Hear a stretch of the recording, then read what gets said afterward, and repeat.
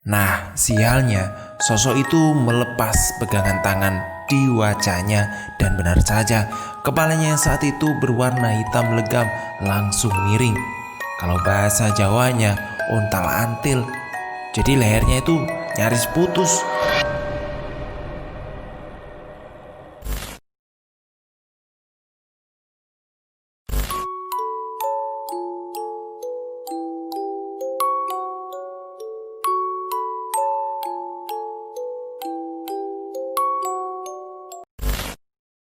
Dirasa sepi dan tinggal mereka berdua, Tarji mulai mengatakan apa yang sebenarnya dia tahan-tahan selama ini.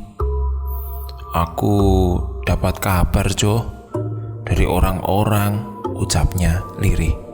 Parjo pun dengan seksama mendengarkan apa yang ingin Tarji ucapkan.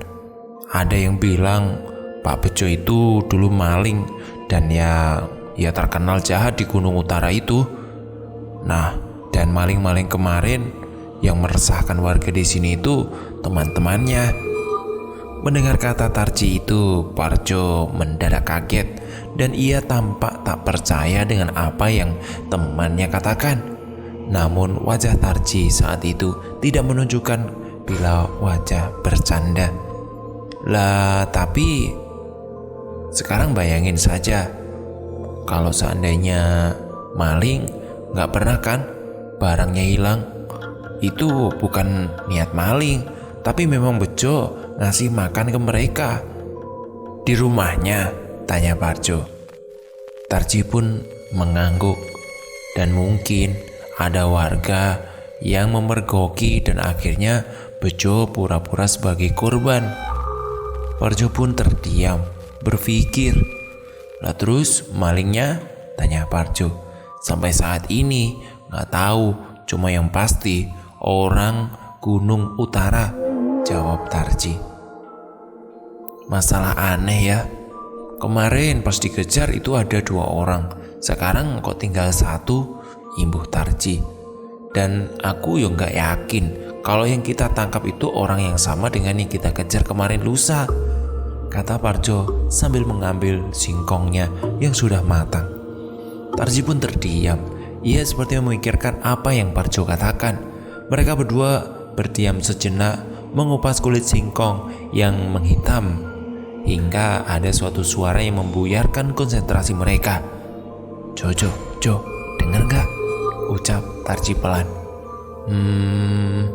Iya Ji," jawab Parjo sambil menoleh ke arah pohon ceri di belakangnya. Suara seperti orang yang menggigil kedinginan kan? Namun nafasnya terasa berat gitu ya, Jo. Mata mereka tak menemukan apapun di sana. Bahkan orang-orang yang tadi sedang berkeliling belum menunjukkan batang hidungnya. Malam itu dinginnya semakin menusuk. Terdengar sayup-sayup suara kentongan sekali 2 kali dipukul dari kejauhan. Menandakan dari desa sebelah masih melakukan penjagaan. Namun bukan itu yang menjadi masalah bagi Parjo dan Tarji, namun suara orang yang amat berat dan seakan sangat kedinginan itu. Mata mereka beradu pandang seolah sedang saling melempar pertanyaan.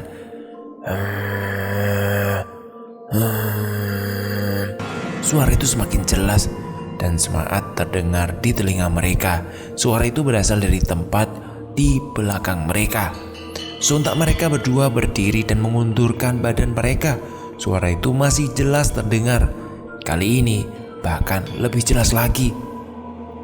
Jo, ini gak hanya telingaku saja kan?" tanya Tarji sekali lagi. Parjo hanya terdiam, bahkan singkong yang ia bakar sudah tak dihiraukan lagi. Tes. Suara tetesan sesuatu yang berasal dari atas mendarat tepat di tangan Parjo yang sedang memegang obor. "Ji, opo iki Ji? Ini apa Ji?" tanya Parjo sambil menyodorkan tangannya yang terdapat bercak sesuatu dari atas dan belum kering. Tarji melihat dengan seksama dan wajah yang tampak penuh pucat. "Iki getih Jo, darah ini," ucap Tarji. Parjo pun sontak kaget. Ia melemparkan obornya dan langsung menggibas-gibaskan tangannya. Ia menoleh langsung ke atas namun tidak ada apa-apa. Mata mereka secara bersamaan melihat ke balik pohon ceri yang besar itu. Dan di baliknya ada seseorang yang sedang berdiri terdiam di balik pohon itu. Tangannya bagian kanan seakan memeluk pohon, sedangkan tangan satunya seakan menumpang kepalanya. Ya, tepat di pipi kirinya. Mereka berdua masih terpaku melihat sosok itu. Dalam pikirannya hanya ada pertanyaan, siapa atau apakah itu? Nah, sialnya sosok itu melepas pegangan tangan di wajahnya dan benar saja kepalanya yang saat itu berwarna hitam legam langsung miring. Kalau bahasa Jawanya ontal-antil. Jadi lehernya itu nyaris putus. Dari sana terlihat darahnya yang menetes mengalir sampai di tanah. Tanpa dipikir panjang, Parjo berteriak dan kabur. Hal itu tidak berlaku bagi Tarji yang saat yang sama dia langsung pingsan di tempat. Parjo tak mempedulikan Tarji karena dia sudah di ambang batas keberaniannya.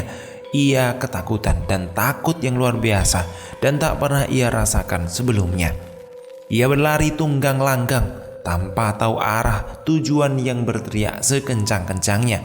Namun menurut penuturan beliau, pada saat itu tidak ada orang yang keluar atau datang menolong. Saat itu seperti hanya dirinya sendiri dan dalam kesunyian malamnya. Nafasnya mulai tersengal-sengal, berada di puncak kelelahannya sampai dengkulnya bergetar dan tiba-tiba ambruk tersungkur di tanah.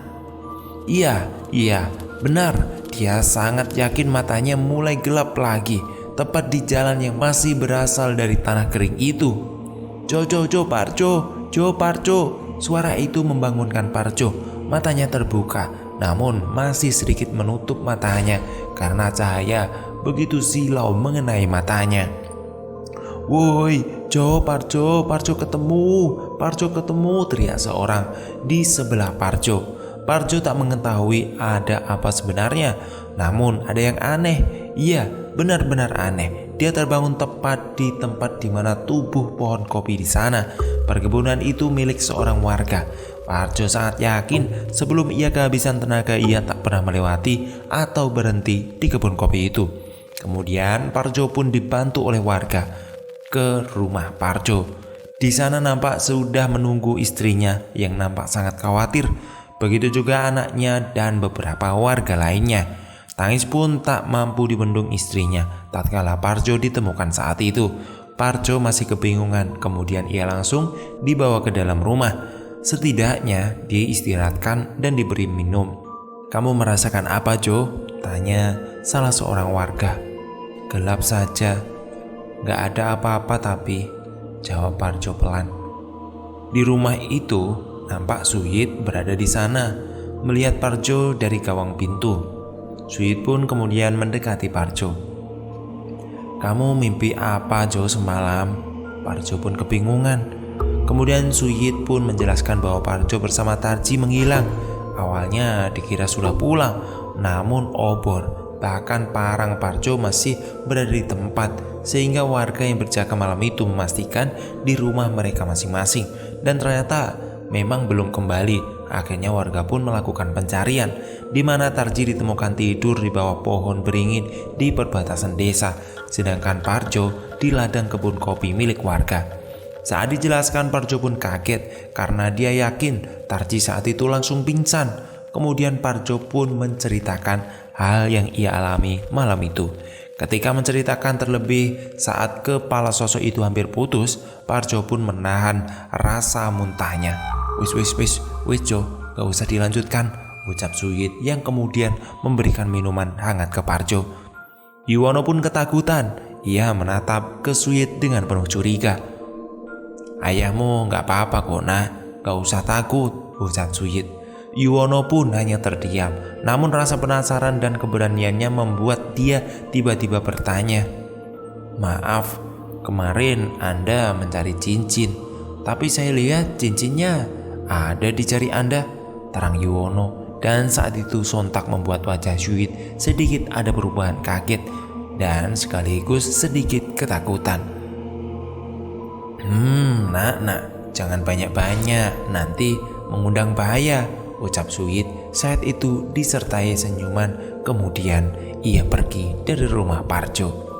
Saat itu yang hanya mendengar percakapan itu hanya Yuwono dan Sweet dan juga Parjo.